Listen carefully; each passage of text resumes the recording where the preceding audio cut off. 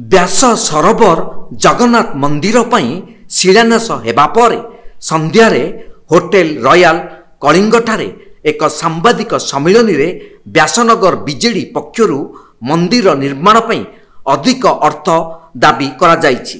उपाध्यक्ष सुभाष बळंक अध्यक्षतार अनुष्ठित सांबादिक सम्मेलन में पूर्वतन विधायक अशोक बळंक अनुरोध क्रमे पूर्व सरकार व्यास सरोवर जगन्नाथ मंदिर निर्माण पई 1.5 कोटी टंका अनुदान प्रदान करथिले बोली सूचना देथिले।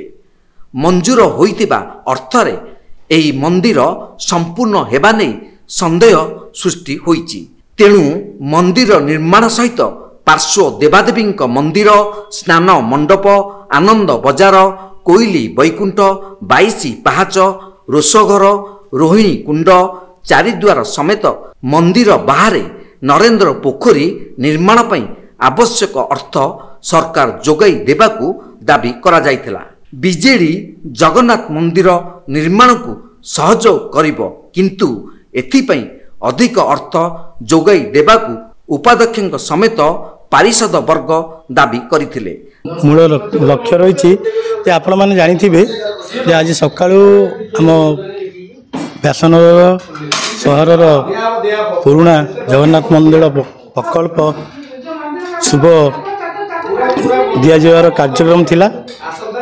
मु आपण माध्यम मोर सहरवासी के जणिया चाहूँगी जे जो पूर्व सरकार थिला आमर पूर्वतन मुख्यमंत्री श्रीयुत नवीन पट्टनायक से तांकर 1,28 लाख अनुदान राशि मंदिर प्रकल्प देइथिले।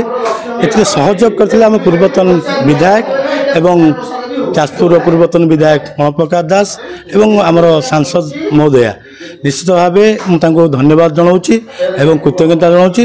आर श्रेय सबू जाऊँगी आमर पूर्वतन मुख्यमंत्री श्रीयुत नवीन पट्टनायक को। सी प्रथम पर्यायर 1,28 लाख देते जे मंदिर से प्रतिश्रुति देते सर्वांगीन उन्नति फेज आज व्यासनगर सहर ऐतिह्य संस्कृति परंपरा जहाँ आमर रही आमर जगन्नाथ मंदिर जहाँ आमर पूर्वतन सरकार समय पूर्वतन मुख्यमंत्री, पूर्वतन विधायक एवं पूर्वतन सांसद निजस्व पांठि अर्थ प्रदान करी मंदिर निर्माण कार्य आरंभ कराइथिले। से कार्य ऑलरेडी 4-5 मास हेलानी आरंभ हो गलानी। आज सकाळे हठात आमे जानिबा पाइलु जे वर्तमान सरकार रे थिबा विधायक से जगह रे आसी शुभ दैछंती। तो गोटे आरंभ होइतिबा कार्य रे पुणी थरे शुभ पकाइछंती, सेटा तांकर इच्छा। किंतु आमे आज बिजु जनता दल तरफ दाबी रखुछु जे जेपरि भाबरे तांकर सरकार सारा राज्य रे पूर्व सरकार करथिबा प्रकल्प रे कोठी रंग बदलै, कोठी नडिया बाड़ी से प्रकल्प को निज नाम रे नै कि बाहा नउचंती, से काम न करी से जो प्रकल्प रे आज शुभ पकाइछंती से प्रकल्पटी किपरि भाबरे संपूर्ण होई परिबो, किपरि भाबरे तार निर्माण कार्य भलो भाबरे होई परिबो। जेपरि पुरी मंदिर रे आपण जगन्नाथ मंदिर देखुचंती सेठी जेंति पार्श्व देवादेवी माने रहिचंती, नाट्य मंडप रहिछि, पुष्करणी रहिछि, से समस्त जिंस हमर पूर्वतन सरकार नवीन पट्टनायक गोटे स्वप्न थिला सेहीपरि भाव में व्यासनगर सहर जगन्नाथ मंदिर को करने। पूर्वतन आज जो शिलान्यास है मानवर विधायक करे जो शिलान्यास कले आज भव्य मंदिर जगन्नाथ मंदिर जो व्यास सरोवर प्रांगण में उपस्थित अच्छी तार जो शिलान्यास कर प्रेस भी डाकिलु।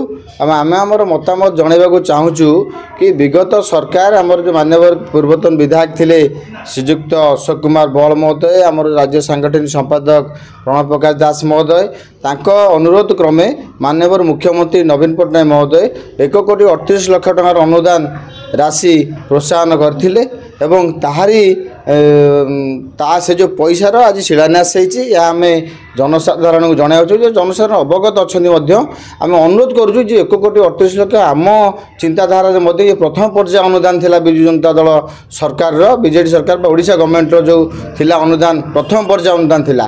तेणु आम अनुरोध करूँ ये आहरी सेकेंड थर्ड फोर्थ पर्याय पैसा आसू, ये पैसा यथा संभव नुहे। पूर्वतन सरकार प्रतिश्रुति देते 1,38 लाख टका आम प्रथम पर्याय देचु। आपण मानकर भव्य मंदिर संपूर्ण जहाँ आवश्यक अर्थ आम प्रतिश्रुतिबद्ध आपण मानक द्वितीय थर्ड फोर्थ फेज रे आम निश्चित भाव में देव। आम अनुरोध करुचु ये जो डबल इंजिन सरकार अच्छी से व्यासनगरवासी स्वप्न को पूरण करंतु। जाजपुर व्यासनगर ज्योति प्रकाश भूया रिपोर्ट, तीर्थक्षेत्र लाइव।